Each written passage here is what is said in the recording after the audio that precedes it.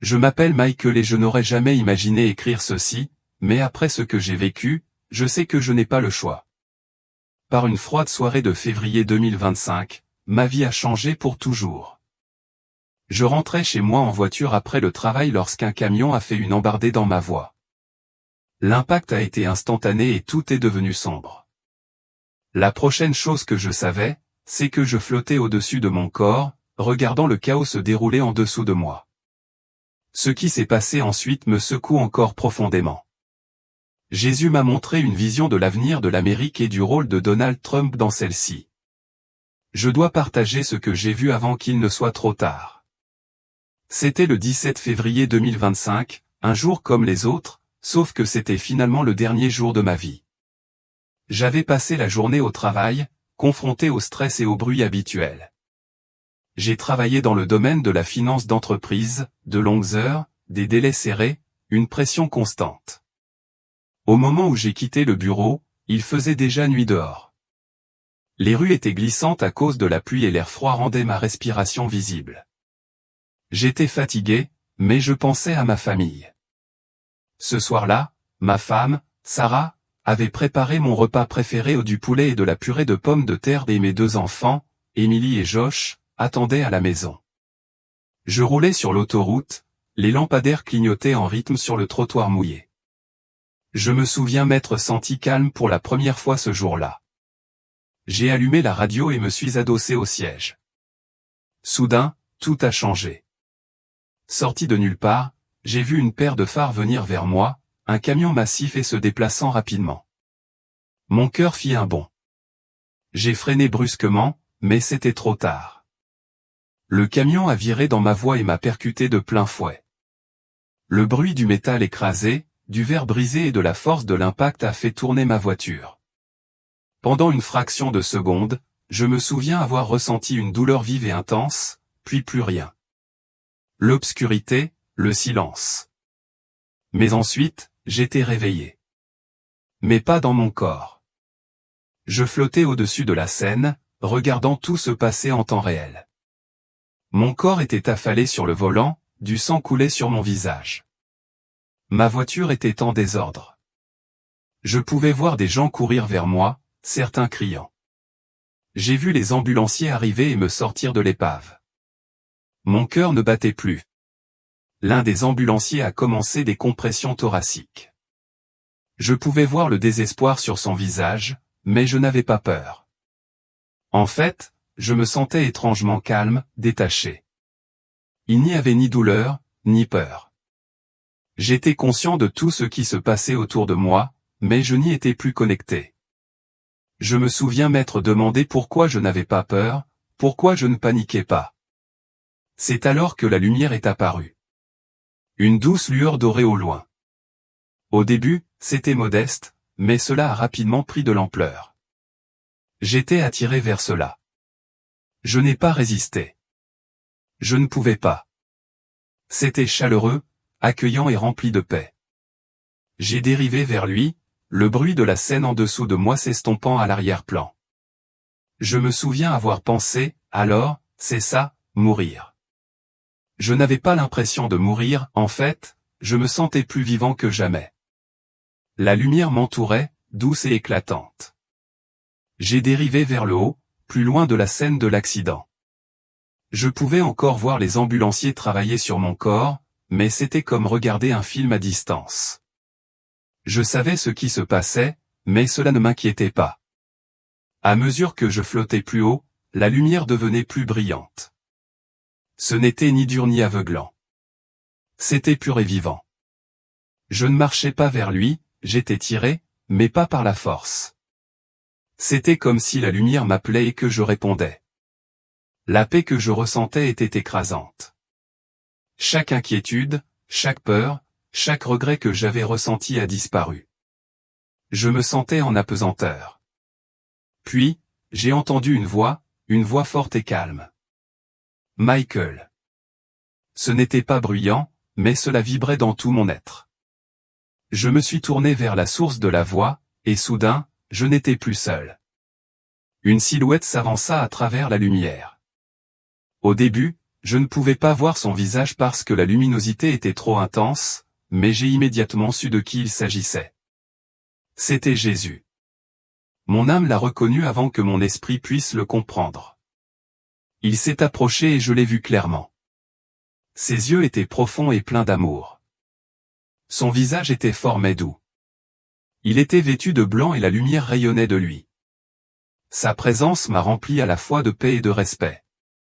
Je me suis immédiatement mis à genoux, ou du moins j'avais l'impression de l'être, même si je n'avais pas de corps physique. Jésus sourit et se pencha. Il m'a pris la main et m'a dit, « Tu n'es pas seul. » Soudain, nous n'étions plus entourés de lumière. Nous nous trouvions dans un endroit qui ressemblait à un grand champ. L'herbe était douce sous mes pieds et l'air était rempli de chaleur et de calme. J'étais là avec Jésus et rien d'autre n'avait d'importance. « Viens, dit-il. Il y a quelque chose que vous devez voir. » Jésus m'a pris la main et m'a conduit à un endroit où je pouvais revoir le lieu de l'accident. C'était comme si nous le regardions depuis une fenêtre.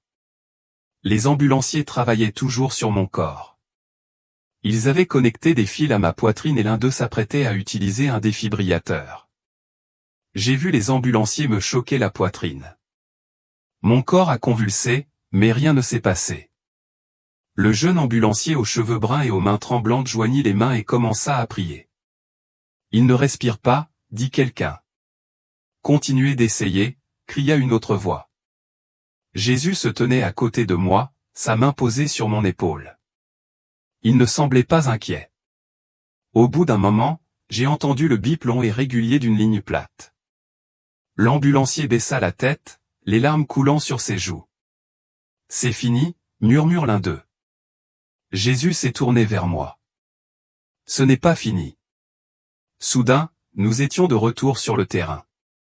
La lumière était encore plus brillante maintenant, presque trop brillante pour être regardée. Le visage de Jésus était calme, mais je pouvais sentir l'intensité de sa présence. « Michael, dit-il, il y a quelque chose que tu dois savoir. » Il a montré l'horizon et j'ai vu une image massive se former. C'était les États-Unis, mais pas l'Amérique que je connaissais. Il y a eu des manifestations dans les rues, des foules en colère et des bâtiments détruits. Des pancartes politiques étaient brûlées. Un sentiment de chaos remplissait l'air. Au milieu de tout cela, j'ai vu Donald Trump debout derrière un podium, s'adressant à la nation. Son visage était sérieux, mais son ton était calme. Derrière lui, j'ai vu des croix, des drapeaux américains et des gens qui criaient. Il a un rôle à jouer, a déclaré Jésus, mais ce n'est pas ce que les gens pensent. La scène a changé et j'ai vu Trump dans une salle privée, agenouillé en prière. Ses mains tremblaient et son visage était couvert de larmes. Il ne priait pas pour le pouvoir, il demandait des conseils. Il fera face à une grande opposition, a déclaré Jésus, mais il ne restera pas seul. Je me suis tourné vers Jésus. Qu'est-ce que je suis censé faire avec ça? Les yeux de Jésus étaient fixes. Dites-leur qui écoutera. J'ai demandé, ceux qui ont des oreilles pour entendre? Quand j'ai vu Jésus debout devant moi, j'ai su exactement qui il était, même si je ne l'avais jamais vu auparavant. Mon âme l'a reconnu instantanément. Ce n'est pas son apparence qui me l'a fait savoir, c'était sa présence. Ses yeux ne ressemblaient à rien de ce que j'avais jamais vu, de profonds bassins de lumière et de sagesse, remplis de tellement d'amour que je me sentais complètement exposé et pourtant complètement accepté en même temps. Son regard me transperçait et je savais qu'il voyait chaque partie de moi, chaque péché, chaque échec, chaque moment de doute. Pourtant son expression restait douce et gentille. La voix de Jésus était calme et ferme. Il a prononcé mon nom, pas fort, mais d'une manière qui a rempli l'air et a vibré dans tout mon être. Michael. Au moment où il a parlé, j'ai senti mes genoux fléchir. Je voulais tomber au sol, mais je n'avais pas de corps, pas au sens physique du terme. J'avais encore la forme, mais c'était différent. Mon corps spirituel lui a répondu instantanément. J'ai baissé la tête et j'ai dit, « Seigneur Jésus ». Il sourit et sa main se tendit vers moi. Sa main avait l'air humaine forte mais douce mais elle rayonnait de lumière. Il m'a pris la main, et au moment où nos mains se sont touchées, une vague de paix m'a envahi. C'était comme si chaque poids lourd que j'avais jamais porté, chaque peur, chaque honte disparaissait instantanément. J'avais passé la majeure partie de ma vie à penser que je devais faire mes preuves en tant qu'homme, en tant que mari, en tant que père, mais à ce moment-là, j'ai réalisé que je n'avais rien à lui prouver. Il savait déjà tout de moi et il m'aimait de toute façon. « Viens avec moi », dit-il. Sa voix était si pleine d'autorité, mais je ne me sentais pas petite. Cela me faisait me sentir en sécurité, comme si rien au monde ne pouvait me toucher tant que j'étais avec lui. Jésus ne m'a pas tiré, il m'a simplement conduit. Je l'ai suivi volontiers, sans question ni hésitation. Je lui ai fait entièrement confiance, même si je ne savais pas où nous allions. Tandis qu'il marchait, la lumière autour de lui semblait vibrer au rythme de ses pas. Mon environnement a changé à mesure que nous déménagions. Le champ sombre a cédé la place à quelque chose de nouveau.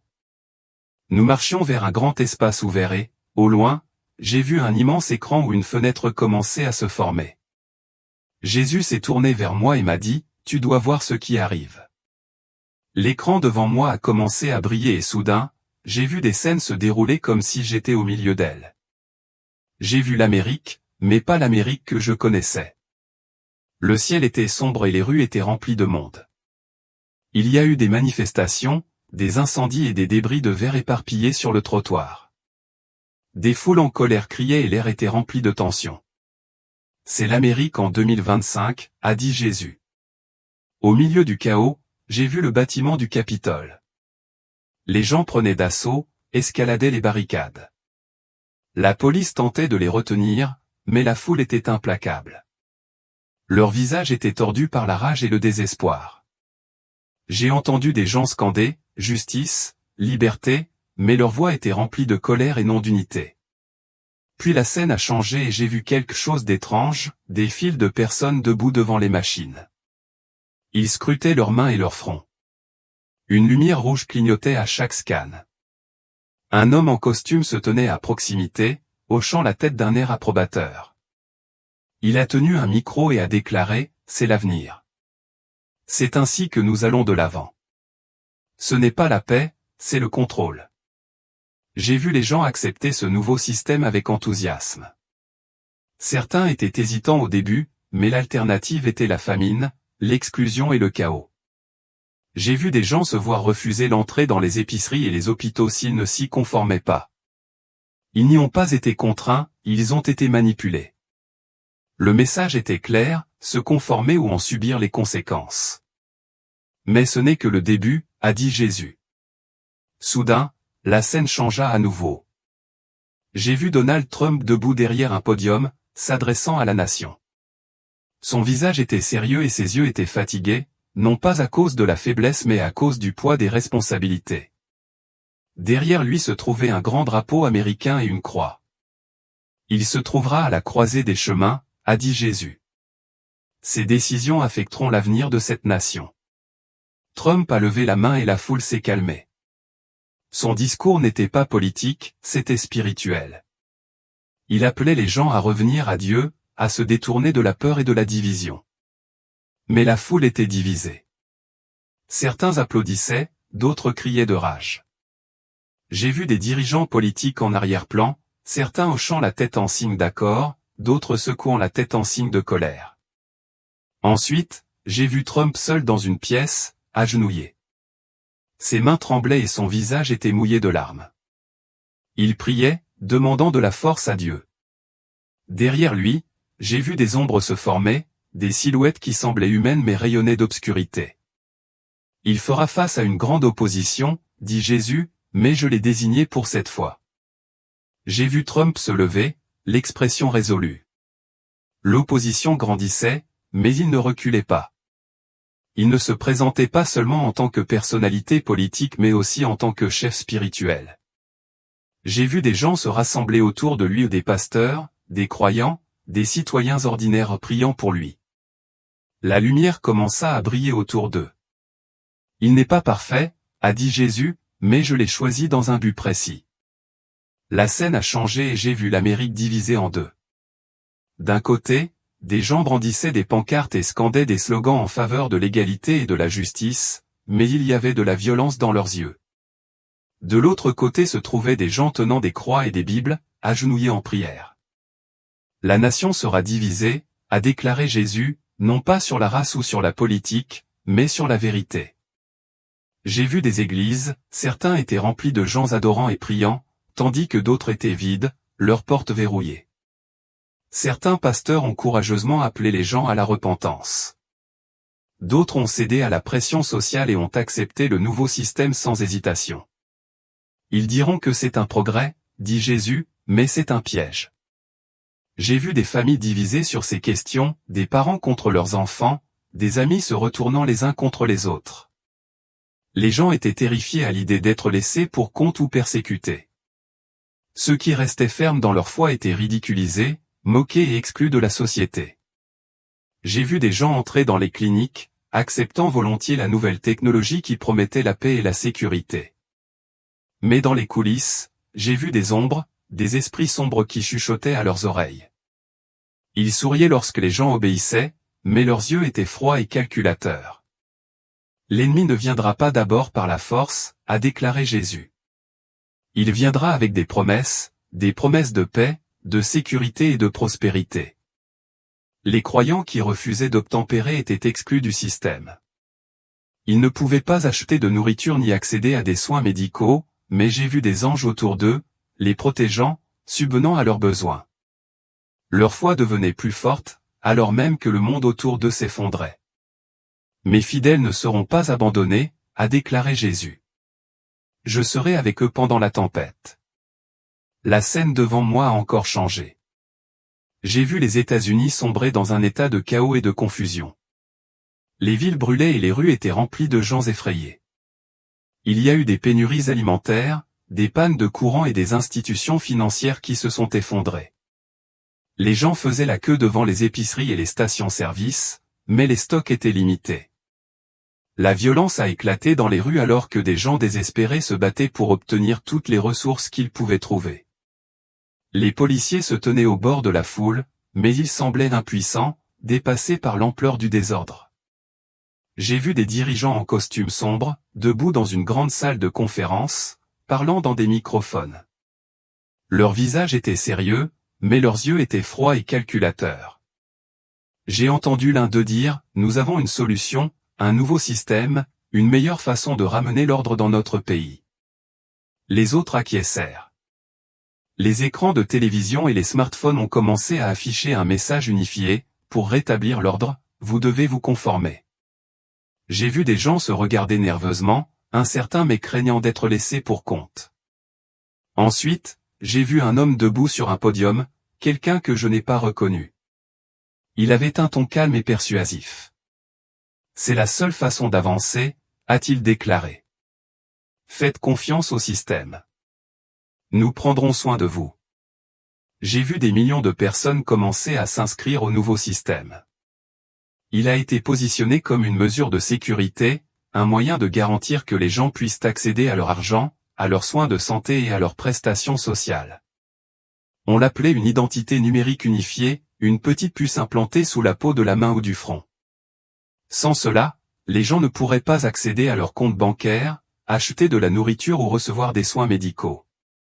Au début, il était présenté comme une option, une commodité. Mais très vite, c'est devenu obligatoire. J'ai vu des fonctionnaires et des responsables de la santé dire aux gens que c'était la solution qu'ils attendaient, un moyen d'éliminer la fraude, de suivre les problèmes de santé et d'assurer la sécurité. Les chefs religieux ont également commencé à l'approuver, affirmant qu'il s'agissait d'un don de Dieu, d'un outil qui contribuerait à apporter la paix. L'ordre, même les églises, encourageaient leurs membres à participer. Mais en coulisses, j'ai vu la véritable nature du système. Des silhouettes sombres se tenaient derrière ces dirigeants, chuchotant à leurs oreilles. Leurs yeux brillaient de rouge et je pouvais sentir la méchanceté en leur présence. Ils n'étaient pas humains, c'étaient des entités spirituelles orchestrant la tromperie. Jésus se tenait à côté de moi et regardait la scène se dérouler. Voyez-vous avec quelle facilité il l'accepte ? Il a demandé. L'ennemi ne les forcera pas. Il leur fera croire qu'ils en ont besoin. J'ai vu des gens qui refusaient de prendre l'implant être exclus de la société.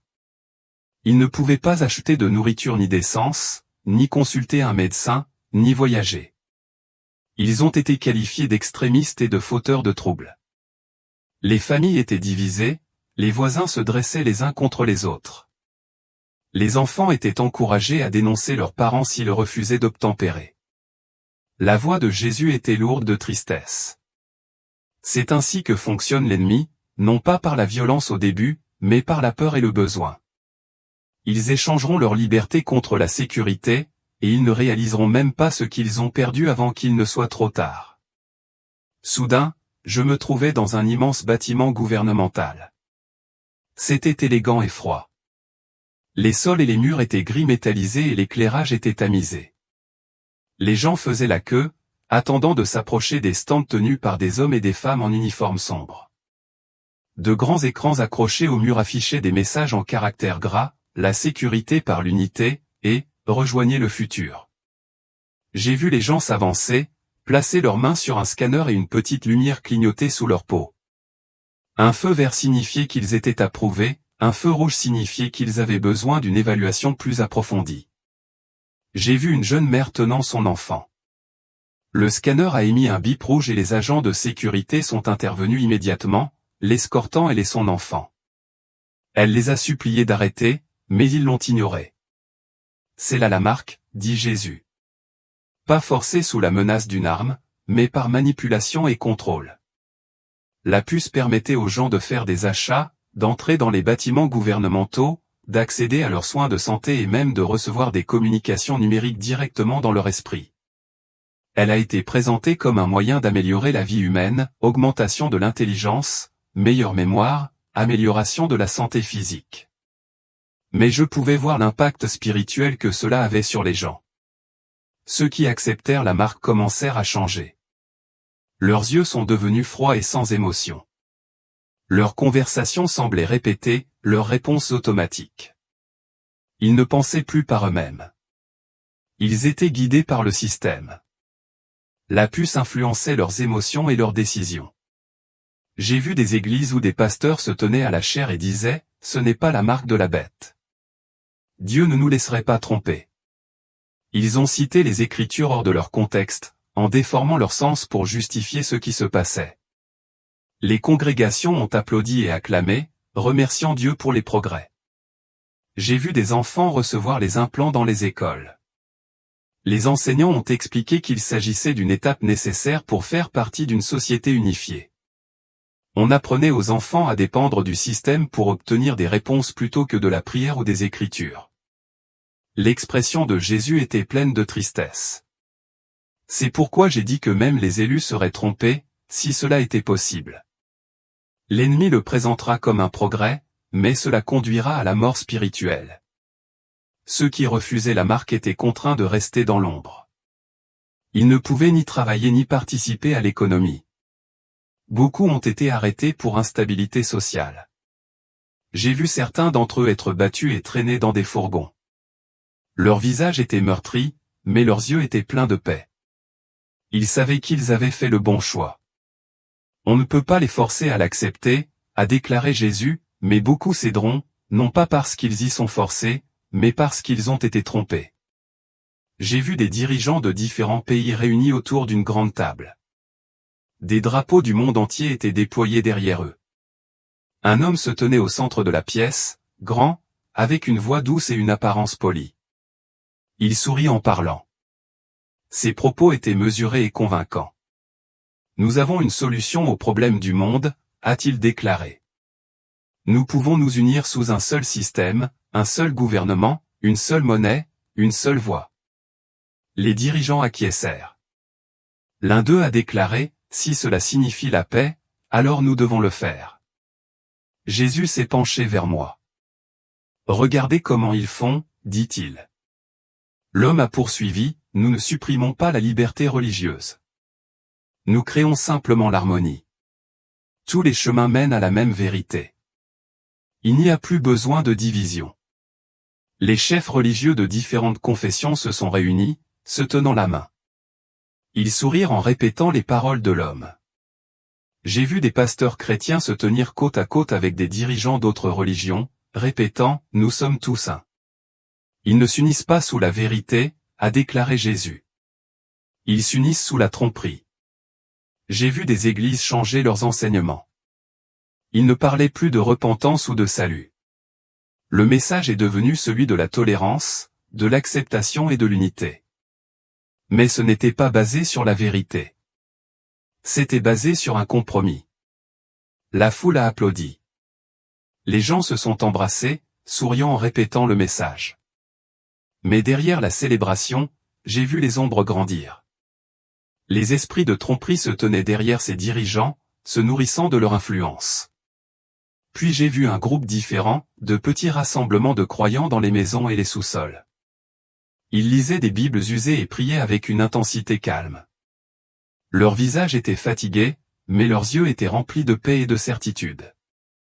Ces croyants ne faisaient pas partie du système. Ils ont été rejetés, moqués et traités comme des parias. Mais leur foi était forte. Ils connaissaient la vérité, et ils ont refusé de faire des compromis. J'ai vu des miracles se produire parmi eux. La nourriture se multipliait, les maladies étaient guéries, les prières étaient exaucées. Des anges se tenaient parmi eux pour les protéger. Même s'ils n'avaient rien, selon les normes du monde, ils étaient riches en esprit. Jésus sourit. Mon reste restera fidèle. Ils verront ma gloire. Jésus se tourna vers moi, son expression calme mais intense. Je pouvais sentir le poids de ses paroles avant même qu'il ne parle. Tout le monde ne sera pas trompé, a-t-il déclaré. Il y aura un reste, mes fidèles, qui découvriront la tromperie. Soudain, j'ai vu un petit groupe de personnes debout en cercle, se tenant la main. Ils étaient rassemblés dans une pièce faiblement éclairée, priant tranquillement. Leurs visages étaient fatigués, mais il y avait de la paix dans leurs yeux. Je pouvais sentir la force de leur foi rayonner d'eux comme une lumière dans l'obscurité. Ils n'avaient pas grand-chose, pas d'argent, pas d'accès au système, pas de pouvoir politique. Mais ils avaient quelque chose de plus grand, une foi inébranlable. J'ai vu une jeune femme debout au bord du groupe. Elle tenait une petite Bible près de sa poitrine. Ses vêtements étaient déchirés et son visage était couvert de saleté, mais ses yeux étaient brillants et concentrés. Elle commença à parler, citant les Écritures avec autorité, « Ne crains pas, car je suis avec toi. Ne soyez pas consternés, car je suis votre Dieu. Je vais vous fortifier et vous aider. Je te soutiendrai de ma droite. » Ésaïe 41, 10.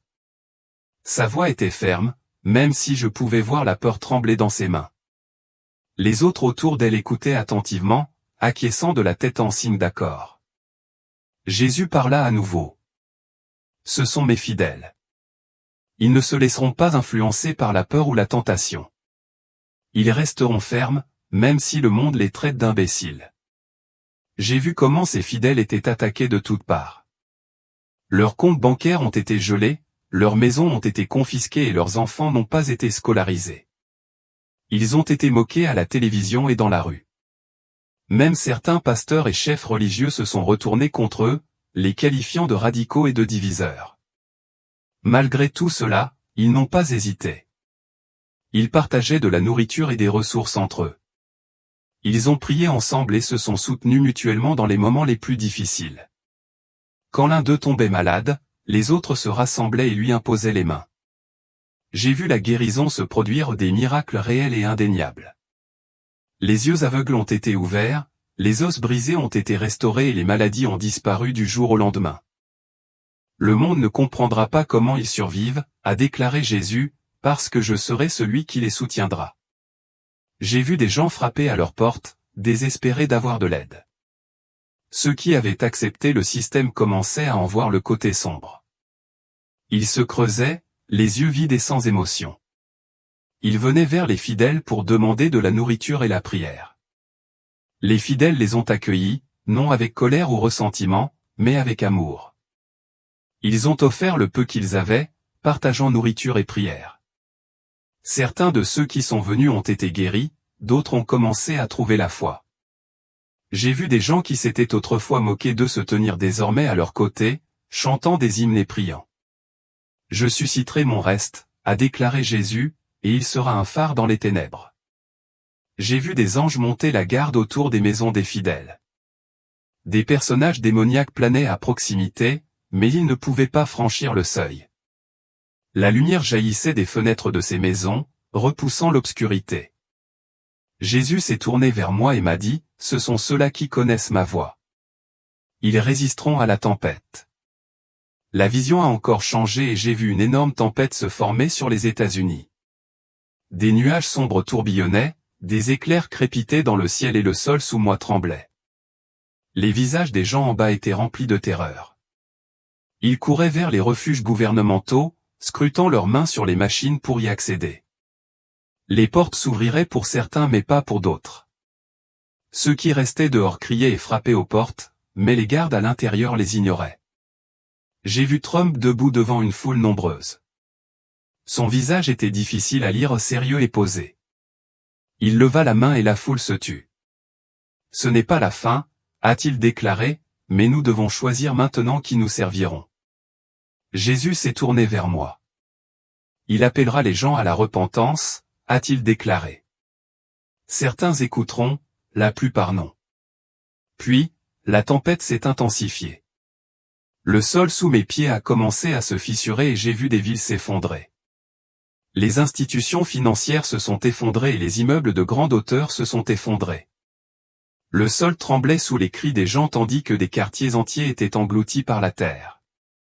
C'est le jugement qui vient du fait que j'ai choisi le monde plutôt que moi, a dit Jésus. Tous n'y survivront pas. Mais au milieu de la tempête, j'ai vu les fidèles se rassembler. Ils chantaient, leur voix était forte et claire. Même si la tempête faisait rage autour d'eux, ils n'avaient pas peur. La lumière les entourait, les protégeant du chaos. Soudain, j'ai vu une lumière percer les nuages. Un personnage apparut, monté sur un cheval blanc.